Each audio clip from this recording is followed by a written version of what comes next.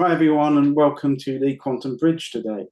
Uh, we have a very inspiring young lady, I believe, who makes my life sound quite boring. So, on that note, I'm going to take a sip of green tea from Cornwall, actually, and hand it over to Casper to introduce our guest today. Hello, everybody, and hello, Rebecca. Hello, hello. How are you guys? Good, We're thank you. good. We're good. Welcome. Really good to have you. So, Rebecca is somebody that I was fortunate enough to find out at least something about and be very interested in what she's doing via LinkedIn, actually. And Rebecca has been kind enough to join us today. And I think what she's going to talk about is important stuff, actually, and it's just really lovely as well, coming from somebody with such a level of work ethic, enthusiasm, all of those other things are absolutely vital, but also this sense of doing something good for the world. So, I mean, we all, I'm sure, hope that we're doing that. But without further ado, I'll pass across to Rebecca. If you wouldn't mind introducing yourself, giving us a little bit of background for ourselves again and for the audience, that'd be lovely, Rebecca. Amazing. Thank you so much for having me. I'm Rebecca Ghim. I'm the founder of the firm, a vegan zero-waste kimchi brand. I work with farmers, restaurants, catering companies to make nutritious, delicious pickles such as kimchi and 장아찌, which is a soy sauce-based pickle that's very common in the south of South Korea. And I try to make things that are gut-friendly for everyone, but also healthy for the planet as well. I'm stocked in a few independent retailers around Hackney. I do some farmers markets as well, and I sell everything on my website as well. Yeah, that's me. Brilliant, brilliant. Thank you. And Rebecca, just to say, just for a little bit more context for yourself, so originally from Korea, and of course you can go into the area in more detail on that would be great, via the States and into the UK, just because we've got quite a lot now of our viewers are actually in the US, which is wonderful, and all over the world. So that's a nice little thing to perhaps worth mentioning. And then maybe touch on when you came to the UK and how recently, since coming here, this has become your focus. Anything to do with those areas, a bit of background. I just think, although Gary and I have touched on that with you, it'd be nice if you don't mind. Yeah, sure. So I'm originally from Gwangju, South Korea, and Gwangju actually is quite famous for having really good food, really good kimchi, and we are also the home of the World Institute of Kimchi. And I found out such thing exists a few years ago when I started researching for my business. And we also have Kimchi Museum right next to the institution for people to come and enjoy, buy some kimchi if they'd like. I'm also in touch with the research team on the World Institute of Kimchi as well. So that's where my background lies. So my family's lived in Gwangju for generations. We've made kimchi for generations. So I'm very used to every winter time, around the end of November to the beginning of December, we'll do kimjang, which is the process of making kimchi. So it was a ritual for my family to do it every year, and it's a dying culture. No one really does it as much anymore, and people prefer to just buy kimchi. But my family's been doing it. We're still doing it every year. So it's very close to my heart. It's my way of reconnecting with my country, with my family, and just sitting around and having a chat while we're chopping things and blending things and just creating things together and fermenting things together. So that's always been a big passion for me. And as you mentioned, I've been to the US as well for high school and my bachelor's. So my background is in graphic design, which is very different from what I'm doing now. But I was always interested in the power of design, how to change behaviors around whatever behavior that we think is correct, what is desirable, what we should fear, etc. And that was what my background was in. So I stayed in Southern California, mostly in Los Angeles, for about 6.5 years, so almost 7 years. And then I came here in London for my master's, which was in Design for Social Innovation and Sustainable Futures at London College of Communications. And that really changed my life. It really changed my perspective as a world citizen, as a woman, as a designer, as a consumer. And all of my master's was focused on food by accident. I was just really interested in food because that was my passion for most of my life. So I was like, why, what makes me choose this product? What makes me think I'm to be hesitant to eat this? Or I was just generally curious about what is the context behind what we're consuming, instead of just protein, carbs, fat, which is, what most people see, I think. So looking at the history behind it, the colonial history behind it, industrialization, and how food policies have formed around this history as well, and everything that has to do with food sovereignty in the US with the farmers' rights, and what nomenclature the naming power has in our marketing, currently modern society, that also has so much ties into it as well. So yeah, I work with councils and charities on food insecurity and child obesity after my master's. And I came to do my business because I really wanted to stay in the UK. I really found home in London. So I was looking for a way to get a visa. And one of the visas that was offered was a startup visa.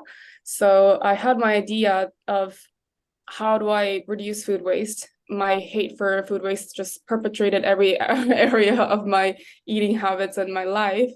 So how do I marry that with my heritage, with my culture and my passion for making kimchi? And I've been making kimchi for years now, in the States and in the UK with my friends, just sharing everything. And we'd make a joke and be like, you should sell this kimchi, it's so good. So I was like, okay, well, here I have my business idea. I'm gonna apply and see how it goes. And I got the endorsement from UAO to apply for the startup visa. So that's how it all started. And that was about 2 years ago. And it's been about a year and 4 months since I've been trading. The company has been trading properly. And it's doing great. I'm at this point of trying to scale up, automate some parts of the process so that there's less time involved, less staff involved, trying to look for a bigger premises, getting more accreditation so I can get into bigger retailers. So it's a lot of things to juggle, but I find it really fulfilling and fun. So yeah, that's my history of how I got started. I just asked then, Rebecca, before, because there might be some people watching, because sometimes I forget that I know what kimchi is, but there might be a lot of people saying, well, what is it? So could you maybe just cover a little bit of that background around what it is? Yeah. That's a great question, actually, because the definition of kimchi has changed over the years. So the word itself used to be timte and chimte and then kimchi. So it changed over the years, and the basis of the word actually means pickled vegetables. So what we mean as pickling is not vinegar based, but salt based, because Korea has ocean on the three sides of our country. So we're a peninsula, so we have abundance of seawater and salt. So instead of vinegar, which is more common in the Western fermentation techniques, we use lacto-fermented techniques with salt. So actually, we didn't have kimchi, the red chili flakes, for a long time. I think it was introduced in the 1500s when the Japanese colonized Korea, and Portuguese people colonized Japan before that, and they also colonized Latin America and South America, where they got the chili, brought it into Japan, and Japan brought it into Korea. So that's how red chili kind of got introduced to our country, which is now a very big definitive ingredient of South Korea, which is very interesting. So the red color that you think of when you see kimchi in the shelves is actually not that long ago that it was introduced. And there was a rise of salt prices at some point, because some king had some crisis. And to reduce the amount of salt that we're using, we decided to use some antibacterial, antifungal ingredients such as garlic, ginger, onion, and chili. And all of the combination of different spices I think that's where the innovation of kimchi came from. So I don't think that traditional kimchi, or what is authentic, can be definitive of what we have now. But the Korean women that has been fermenting and cooking for years, and their experience, their experiments, all of that has come to what we know now. I think that's what we have to give credit for. So before chili was introduced, it used to be white kimchi. We still have white kimchi in Korea where we don't put any chili flakes, and it's just a white kimchi. And in the northern parts of Korea, there's less paste, less spices, less fish sauce because the climate is slightly colder than the south of South Korea. So Gwangju's on the south of South Korea, so we have a lot of pungent, really strong paste, a lot of fish sauce, that type of kimchi. So when I go to Seoul, the flavor feels very mild compared to what I'm used to, which isn't bad. It's just a very cooling flavor, which is kind of similar to what I have now. I have adapted my family's recipe to what I'm using in my in my business. But since it's a vegan brand, I don't use fish sauce, so I replace it with a really strong broth from kelp and shiitake mushrooms, which brings in that umami seafoody flavor. So that's kind of how it all traveled to what we know now. And Napa cabbages was also introduced in the 1900s through China. So Napa cabbages aren't native to Korea either. So before that, we just did muli radish, cucumbers, mustard greens, different kinds of vegetables. We have about 200 types of kimchi that's documented. I don't know all 200 recipes. I know about 20 max, I think. So yeah, that's how we know kimchi as now. That's a good question, I think. Have you adapted the recipe specifically for, at the minute, like UK tastes? I mean, how have you found that with our palate? Is it something you had to learn in that sense? Yeah, I did. So there was it was out of necessity. Certain ingredients that really gives us this distinct flavor isn't available here. A lot of it is imported ingredients. So to make it cheaper, to make it more affordable for my business, but also to cater to local palates, I did have to adapt the recipe. And making it vegan was also one of those choices as well. And also utilizing local cutoffs such as cauliflower leaf, broccoli stalks, beetroot stems. These are all not native to Korea, but this is what's local to here. So instead of trying to import as much of Napa cabbages, I'm trying to use local ingredients. So it is a fusion for sure. It's not a traditional product at all. So to me, when I look at people who are talking about authenticity when it comes to cooking or cuisines in general, I think it's really hard to define that because food has changed so much over the years and it really immigrates with the people as well. So yeah. Yeah, I think that those are lovely things. I'd like to go more into the actual food area, which Gary's steering into. We both like food. Just to say, before we sort of touch on that, I really wanted there's a couple of the business areas that you don't need to spend time on them, but I just wondered, in terms of the challenges that you've faced so far, okay, it may be the UK, but I think it could extrapolate out for anybody who's a young entrepreneur. Who's got great passion and a lot of knowledge, and he's creating something that I think is going to end up being an incredible, but I'm sure it already is. But I mean, in terms of visibility and how it permeates and so on. I'm just interested in, because you mentioned things like a council, for example. So anytime you've got a level of bureaucracy like that, in my mind, it goes directly in contradiction to the entrepreneurial spirit. So I just, if you don't mind, I'd love to talk more about the food, but just for a moment, can you talk about any of the hurdles that you've had to overcome and what you see as your vision, your wider vision for the future? Yeah, sure. So in terms of hurdles, I haven't really had that much resistance from the councils. They're actually really, I think, overworked and understaffed. So they actually they never respond. So I think I never really had issues with them trying to, restrict anything that I'm doing. It's just that when I need to get certain certifications, I'm like, aren't you guys supposed to come and check on me? Like, it's been a while. Like, am I the one who's supposed to reach out? I'm not sure. So that's been happening. But other than that, I think in terms of paperwork, in terms of hygiene, HACCP plan, there's a lot of steps that go into it. That is definitely for risk assessment, which is necessary, I think, especially as I scale. I think there are mistakes that can go in, that can be really harmful, that can be really dangerous. So having these steps implemented has been a big learning curve for me because I've never been a cook or a chef in an industrial kitchen space before. I just came from cooking for myself to making a huge batch of kimchi in a commercial kitchen space. So that's always been that's been the most difficult part, I think. I think in terms of approaching things in the future, like I said, I'm trying to get different accreditations to get into bigger retailers.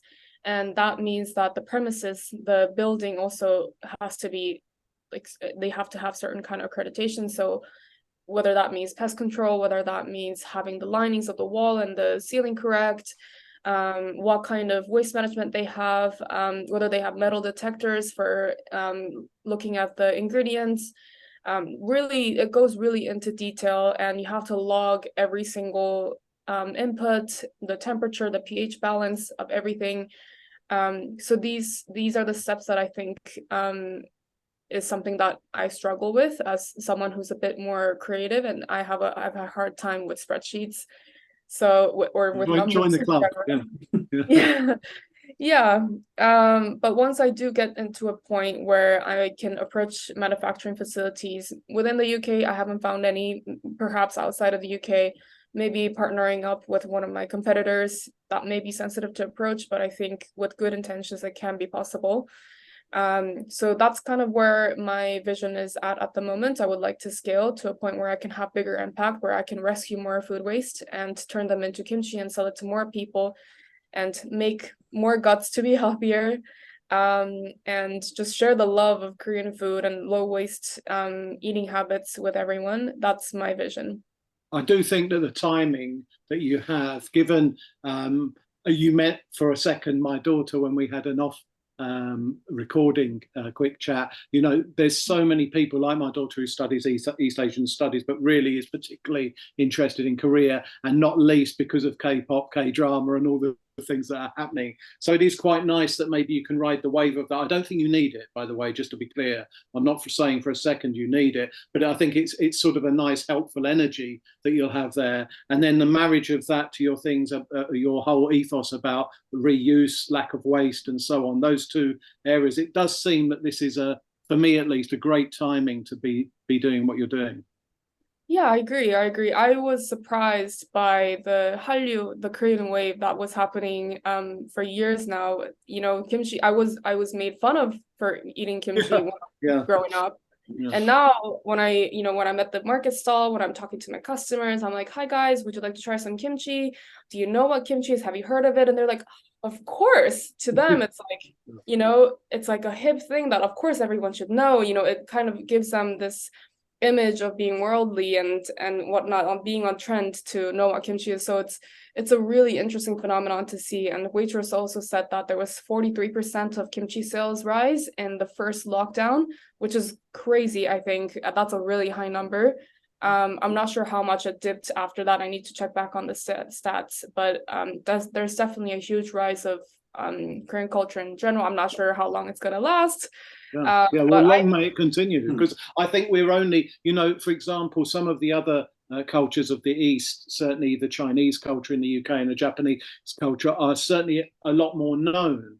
So I think you've got a long way to go with the Korean aspect, and I'm sure that people like yourselves can really educate ourselves in the UK and in other Western countries, obviously. And I think that that's a lovely thing, isn't it? That if you can be part of that, and to do that via food, I mean, for me, it couldn't come much better than that, I agree. I think you've mentioned Gary, as well. You haven't got that long left.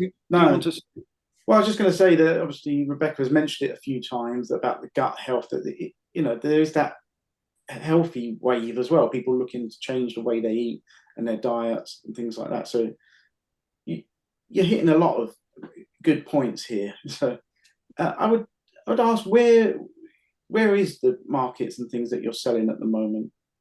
Are they just London? Most of this, yeah. Yeah, most of all of them are in London. So I have a 4-week rota. So week 1 is Islington, week 2 is West Hampstead, week 3 is Islington again, and then week 4 is Parliament Hill. They're all through the same company called London Farmers Market, and they're on different days. Islington's on Sundays, the rest are on Saturdays. They're all from 10 till 2, and yeah, that's where we'll be. Yeah. And just to say, Rebecca, just a quick question. Gary, you can jump back in. We've got about 5 minutes. But just very briefly, are you planning that, is your real wider vision here to move away from doing these sort of, where you're actively actually the retailer, to actually packaging and selling and allowing third parties? Is that where this is ultimately going for you, or do you want to keep it very grassroots? How is your vision in terms of expanding the brand in that way? I think to answer that question, I would have to speak to more manufacturers. So I haven't actually spoken to manufacturers that has the ability to industrialize unpasteurized fermented goods. So that's not really a huge part of, I think, UK culture at the moment. So there is a manufacturing facility in Poland, for example, where they have a huge history of fermentation. So they're used to unpasteurized fermented foods, whereas here the policies are different. So I think I would have to do more research in terms of what their minimum quantity orders are, what their capacity is like, and whether my recipe can be handled in the way that I want through those facilities. I haven't found any from my competitors anyway. They all have their own manufacturing facilities. They're all, small scale, based outside of London or in London, with about 3 to 4, maybe 6 max staff to handle the production level that they have. I think if we partner up together, we might be able to create a bigger premises for everyone to share.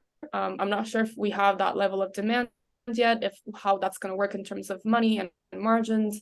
But yeah, I think that it all depends. It all depends on how my partners would react. Yeah. Fair enough. Yeah. Cool. Any other questions? I think we have about. Well, there's lots more, but the time is running thin. I'm going to quickly just ask that. Where are you at with? Obviously, you're passionate about the reusing of the food and not having waste. Where does organic produce come into that? Because I know that requires more certifications and things. Is that something you would like to add, or where are you at with that at the moment? That's a great question. I had a big discussion about this as well with my other. There are other producers who also work with low waste, not particularly kimchi makers, but there's Toastale who brews bread out of beer, Ruby's in the Rubble ketchup. Yes, I use that. It's good ketchup, actually. Yeah, they're great brands.